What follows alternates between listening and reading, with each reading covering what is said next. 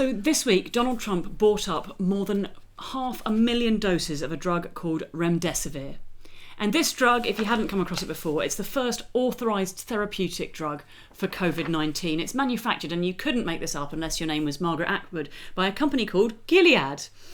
And this is absolutely terrifying, right? It is runaway egomaniacal capitalism at its very, very worst. The idea that rather than trying to stop the spread of the disease, rather than trying to protect people and stop them getting it, he's just buying up all the supplies of anything that might help treat people who've got it, any drug that claims to work for it. And it means that for the next 3 months, people in the UK, in Europe, and most places around the world don't stand any chance of being able to get access to this drug. It also reflects how absolutely blindingly stupid he is, because so far there is zero evidence that shows that this drug reduces the death rate from COVID-19. It is authorised as a drug for COVID-19, but that's because when people have a moderate case of COVID-19, it appears to reduce the recovery time and get them back on their feet a little bit faster. That is a lot of money to spend on, making people, like recover faster, rather than actually reducing the chance of them dying, rather than being able to treat the worst cases and the people who are suffering the most and at most risk of death. But it also strikes me that whenever I say stuff on social media, there's always somebody lurking around the corner, whatever policy I've suggested, to shout, "Aha! Socialist! You're a socialist! You're a socialist, you are!" Like it's an insult.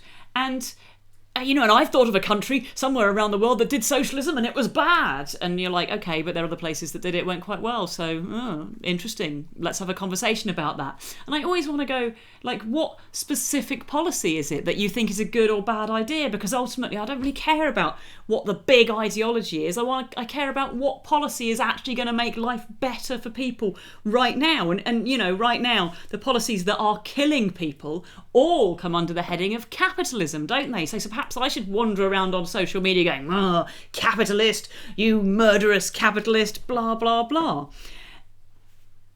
There is a problem with capitalism. I'm not saying that,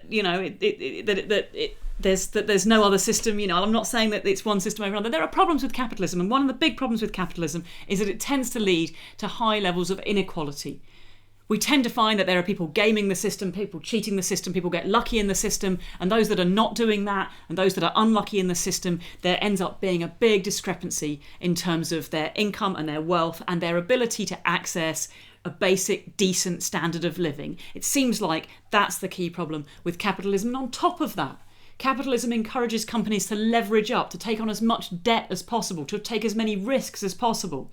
And now we're in the middle of a pandemic, and what we're seeing is that everybody's struggling. Individuals, small businesses, larger businesses, everybody's struggling. And there's been some support, which frankly is our government acting in a way that is kind of socialist sometimes. There's been some support, but it's always been not enough support. People have been furloughed on a percentage of their former wages. People have been able to access a percentage of what they used to get.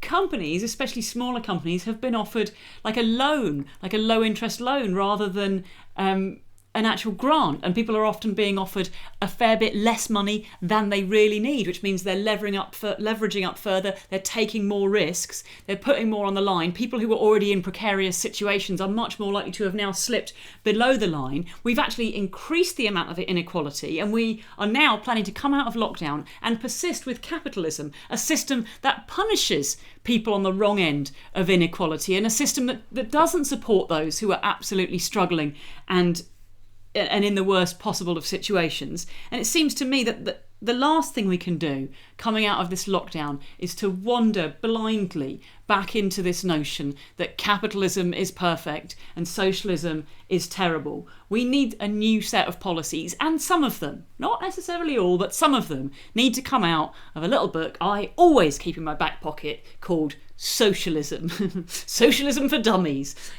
Let's talk about the actual policies, because there are quite a few that I think everybody would get on board with and would make a huge, huge difference.